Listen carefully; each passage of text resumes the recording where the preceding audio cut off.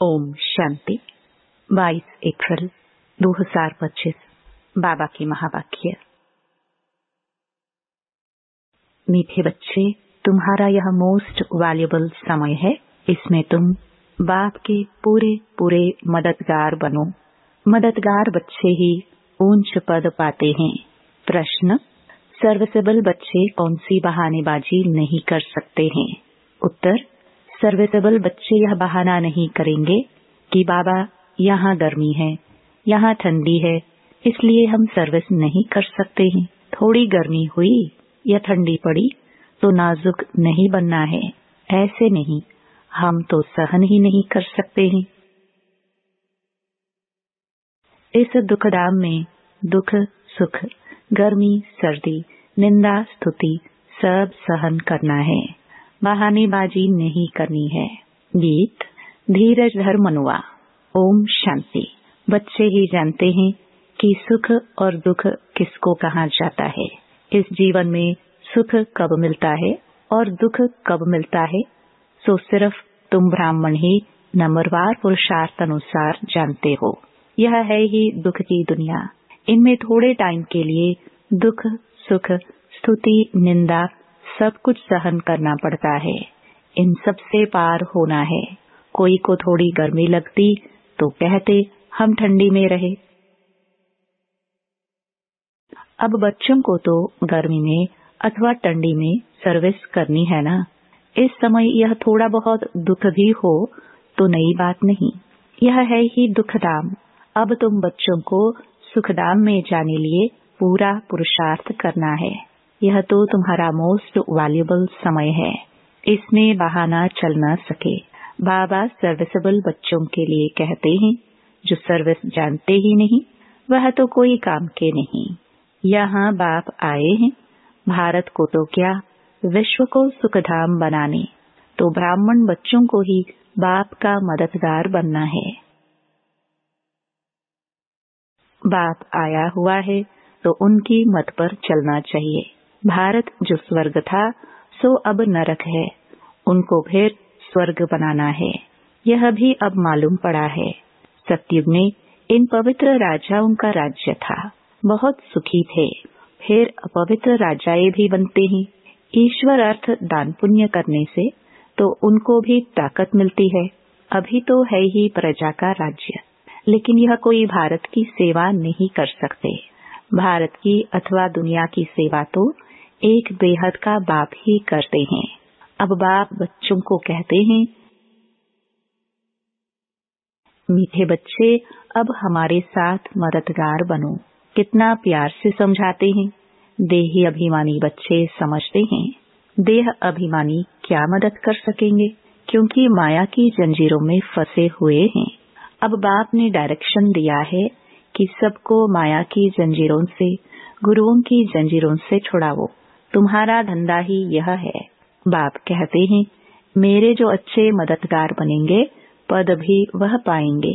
बाप खुद सम्मुख कहते हैं, मैं जो हूँ जैसा हूँ, साधारण होने के कारण मुझे पूरा नहीं जानते हैं।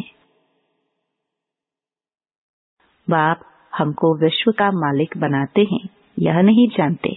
यह लक्ष्मी नारायण विश्व के मालिक थे, यह भी किसको पता नहीं है। अभी तुम समझते हो कि कैसे इन्होंने राज्य पाया, फिर कैसे गवाया। मनुष्यों की तो बिल्कुल ही तुच्छ बुद्धि है। अब बाप आए हैं सबकी बुद्धि का ताला खोलने, पत्थर बुद्धि से पारस बुद्धि बनाने। बाबा कहते हैं, अब मददगार बनो।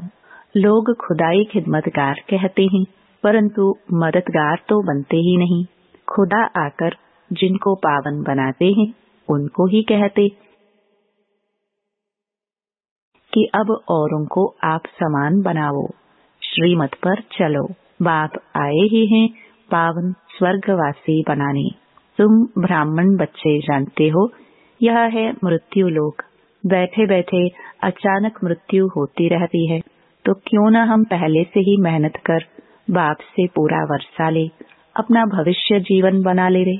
मनुष्यों की जब वानप्रस्थ अवस्था है तो समझते हैं अब भक्ति में लग जाए।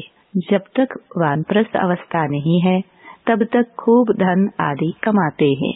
अभी तुम सबकी तो है ही वानप्रस्थ अवस्था, तो क्यों ना बाप का मददगार बन जाना चाहिए। दिल से पूछना चाहिए, हम बाप के मददगार बनते हैं। सर्विसेबल बच्चे तो नामी ग्रामी हैं, अच्छी मेहनत करते हैं, योग में रहने से सर्विस कर सकेंगे। याद की ताकत से ही सारी दुनिया को पवित्र बनाना है।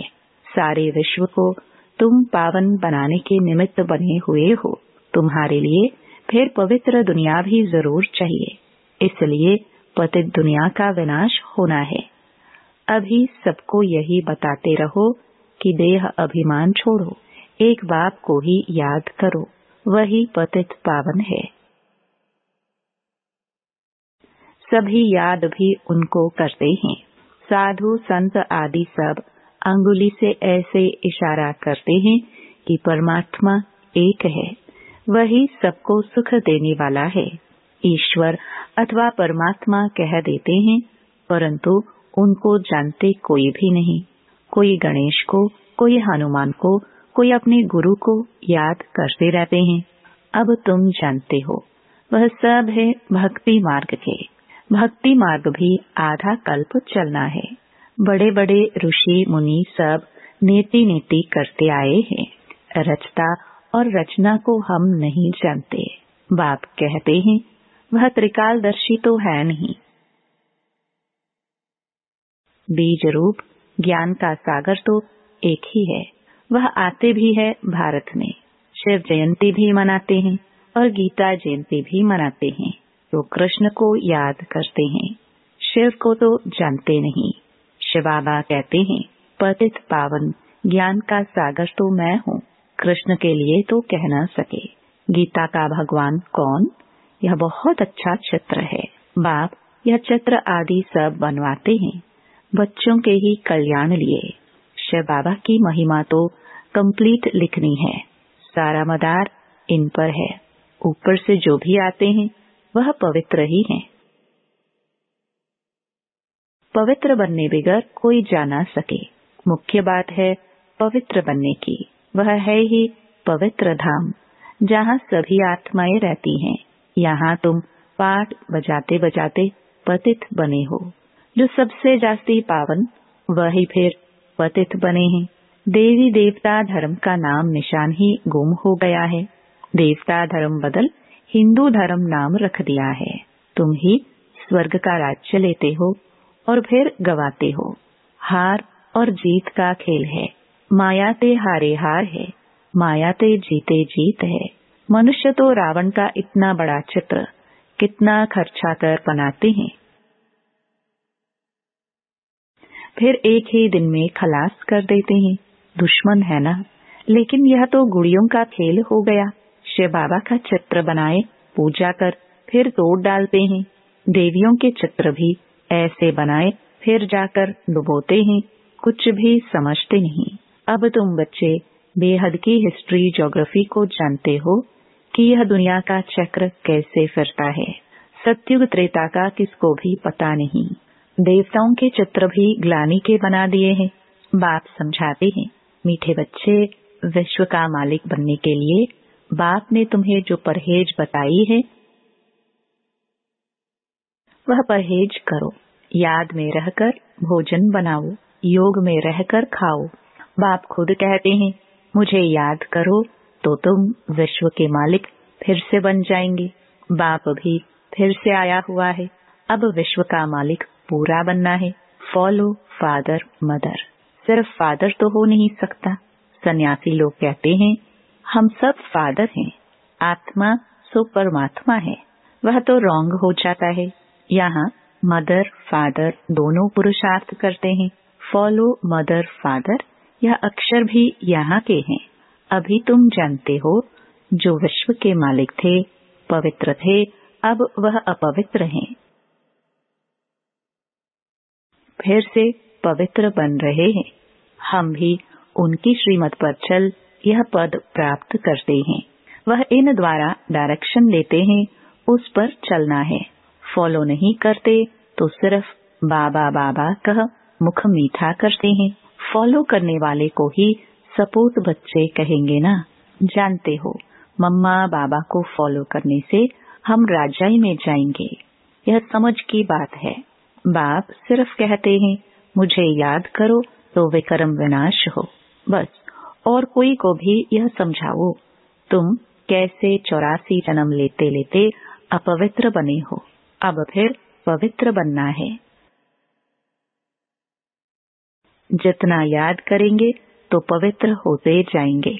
बहुत याद करने वाले ही नई दुनिया में पहले पहले आएंगे, फिर औरों को भी आप समान बनाना है।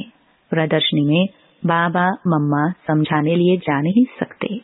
बाहर से कोई बड़ा आदमी आता है तो कितने ढेर मनुष्य जाते हैं उनको देखने के लिए कि यह कौन आया है, यह तो कितना गुप्त है।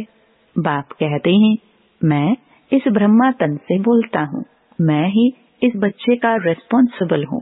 तुम हमेशा समझो शिव बाबा बोलते हैं, वह पढ़ाते हैं।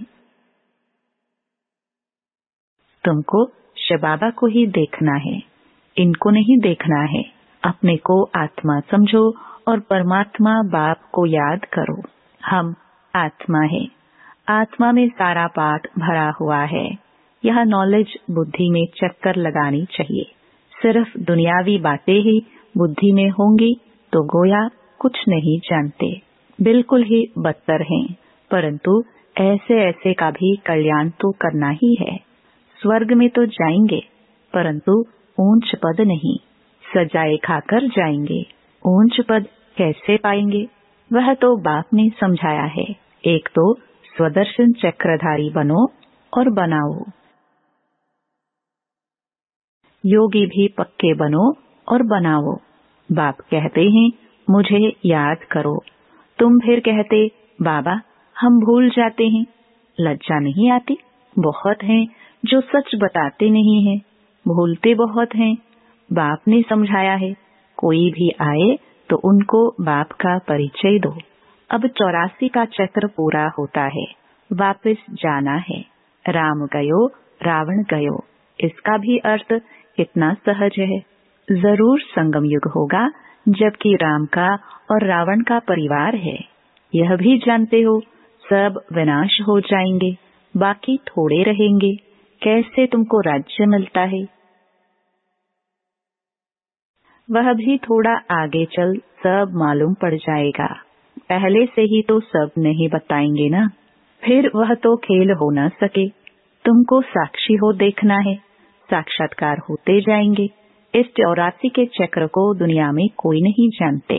अभी तुम बच्चों की बुद्धि में है हम वापस जाते हैं। रावण राज्य से अभी छुट्टी मिलती है, फिर अपनी राजधानी में आएंगे। बाकी थोड़े रोज हैं। यह चक्र फिरता रहता है ना, अनेक बार यह चक्कर लगाया है। अब बाप कहते हैं जिस कर्म बंधन में फंसे हो उनको भूलो। गृहस्थ व्यवहार में रहते हुए भूलते जाओ। अब नाटक पूरा होता है, अपने घर जाना है। इस महाभारत लड़ाई बाद ही स्वर्ग के गेट्स खुलते हैं। इसलिए बाबा ने कहा है यह नाम बहुत अच्छा है, गेटवे टू हेवन। कोई कहते हैं लड़ाइयाँ तो चलती आई है। बोलो मुस्लिम की लड़ाई कब लगी है? यह मुस्लिम की अंतिम लड़ाई है।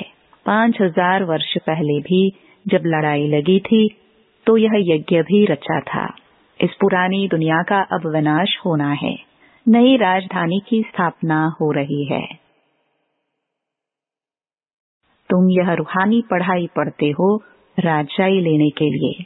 तुम्हारा धंधा है रूहानी, जिस्मानी विद्या तो काम आनी नहीं है, शास्त्र भी काम नहीं आएंगे। तो क्यों न इस धंधे में लग जाना चाहिए। बाप तो विश्व का मालिक बनाते हैं, विचार करना चाहिए कौन सी पढ़ाई में लगे। वह तो थोड़े डिग्रियों के लिए पढ़ते हैं, तुम तो पढ़ते हो राजाई के लिए। कितना रात दिन का फर्क है। वह पढ़ाई पढ़ने से भुगरे चने भी मिलेंगे या नहीं पता थोड़ी है। किसका शरीर छूट जाए तो भुगरे भी गए। यह कमाई तो साथ चलने की है, मौत तो सिर पर खड़ा है। पहले हम अपनी पूरी कमाई कर लेवे। यह कमाई करते करते दुनिया ही विनाश हो जानी है। तुम्हारी पढ़ाई पूरी होगी तब ही विनाश होगा। तुम जानते हो, जो भी मनुष्य मात्र हैं उनकी मुट्ठी में है भुगरे, उसको ही बंदर मिसल पकड़ बैठे हैं। अब तुम रत्न ले रहे हो, इन भुगरों चनों से ममत्व छोड़ो। जब अच्छी रीति समझते हैं तब भुगरों की मुट्ठी को छोड़ते हैं। यह तो सब खाक हो जाना है। अच्छा, मीठे मीठे सिखिलदे बच्चों प्रति माता पिता बाप दादा का याद प्यार और गुड मॉर्निंग।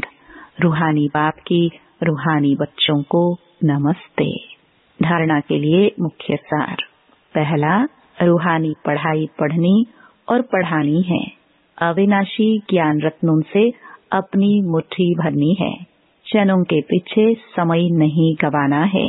दूसरा, अब नाटक पूरा होता है, इसलिए स्वयं को कर्म बंधनों से मुक्त करना है। स्वदर्शन चक्रधारी बनना और बनाना है। मदर फादर को फॉलो कर राजाई पद का अधिकारी बनना है। वरदान, संकल्प को भी चेक कर व्यर्थ के खाते को समाप्त करने वाले श्रेष्ठ सेवाधारी भव। श्रेष्ठ सेवाधारी वह है जिसका हर संकल्प पावरफुल हो। एक भी संकल्प कहाँ भी व्यर्थ न जाए, क्योंकि सेवाधारी अर्थात विश्व की स्टेज पर एक्ट करने वाले। सारी विश्व आपको कॉपी करती है। यदि आपने एक संकल्प व्यर्थ किया तो सिर्फ अपने प्रति नहीं किया, लेकिन अनेकों के निमित्त बन गए। इसलिए अब व्यर्थ के खाते को समाप्त कर श्रेष्ठ सेवाधारी बनो। स्लोगन, सेवा के वायुमंडल के साथ बेहद के वैराग्य वृत्ति का वायुमंडल बनाओ। अव्यक्त इशारे, कंबाइंड रूप की स्मृति से सदा विजयी बनो। संगम युग है ही कंबाइंड रहने का युग। बाप से अकेले हो नहीं सकते, सदा के साथी हो। सदा बाप के साथ रहना अर्थात सदा संतुष्ट रहना। बाप और आप सदा कंबाइंड हो तो कंबाइंड की शक्ति बहुत बड़ी है। एक कार्य के बजाय 1000 कार्य कर सकते हो, क्योंकि 1000 भुजाओं वाला बाप आपके साथ है। ओम शांति।